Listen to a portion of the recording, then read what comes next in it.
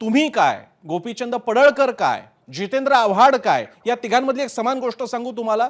आपण सगळे म्हणजे तुम्ही सगळे वंचित समाजातून स्वतःच्या कर्तृत्वाने आणि स्वतःच्या मेरिटवर पुढे आलात, नेतृत्व मिळवलं, काही जणांना अगदी आमदारक्या सुद्धा मिळालेल्या आहेत.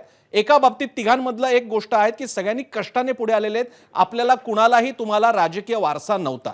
माझा आपल्याला प्रश्न असा आहे, वंचित समुदायातून वरती येऊन सुद्धा जर का अशाच प्रकारे हाणामाऱ्या होणार असतील तर मग वंचित समुदायाने नेते म्हणून कुणाला बघायचं? कारण वंचित समुदाय या पक्षाचा त्या पक्षाचा म्हणून तुमच्याकडे बघत नाही, तुम्ही सगळे वंचितांमधून आलेलात म्हणून तुमच्याकडे कौतुकाने बघत असतो. हाकेजी, बघा प्रसन्नजी, तुम्ही अतिशय मार्मिक आणि अतिशय छान असा प्रश्न इथं मला विचारलेला आहे.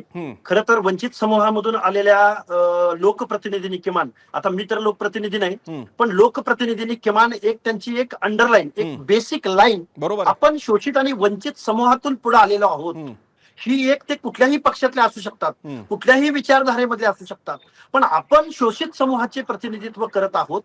किमान जरी आपण शोषिताचे आहोत म्हणून असं कुणाला मान्य नसेल, पण त्यांनी एक अंडरलाईन स्वतःच्या मनामध्ये बाळगायला हवी की आपले जरी वैचारिक मतभेद असले तरी आपण शोषित आहोत, तरी आपण वंचित आहोत. आपण एकमेकाला जरी आतमध्ये आपल्या पक्षाच्या अजेंड्यामुळं आपल्याला काही बोलावं लागलं असलं तरी बाहेर आलो तरी किमान आपण एकत्र चहा पिला पाहिजे, एकत्र बसलं पाहिजे, बोललं पाहिजे. ही भूमिका खरं तर तुम्ही जो प्रश्न विचारला त्या प्रश्नाशी मी सहमत आहे. पण आता याच्या पलीकडे जाऊन माझं पण एक मत वेगळं आहे. आता या कालच्या घटनेमध्ये माझं म्हणणं असं आहे की एक 2 दिवसापूर्वी आम्ही एक बातमी बघितली. खरं तर इथं जितेंद्र आव्हाड साहेबांच्या ठिकाणी जर दुसरं कोणी असतं आणि जर ही घटना घडली असती तर मी निश्चित, ज्यांनी कोणी हा गुन्हा घडवलाय त्याच्यावरती मी निश्चित त्यांच्यावरती टीका केली असती, त्यांना मी शिक्षा झाली पाहिजे असं म्हटलं असतं. पण मला वाटतंय 2 दिवसापूर्वी जितेंद्र आव्हाड साहेब ज्या विधानसभेचं जी पवित्र सभा म्हटली जाते, एवढ्या वर्षाचा त्यांना संविधानिक अनुभव, संविधानिक म्हणण्यापेक्षा आपल्या संसदीय कामकाजाचा अनुभव आहे, मंत्रिपदावर राहिलेले आहेत, ते एकटेच आतमधून खूप मोठमोठ्यानं घोषणा देत बाहेर आले कॅमेऱ्याकडे.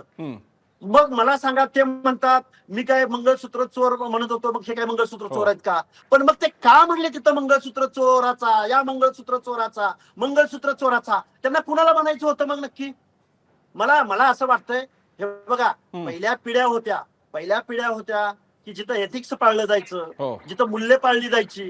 पण आताची नवीन मुलं आहेत, नवीन नेतृत्व करणारी माणसं आहेत, त्यांना राग येऊ शकतो. मी त्या रागाचं समर्थन नाही करत किंवा मी गोपीचंद पडळकरांचं पण समर्थन नाही करत.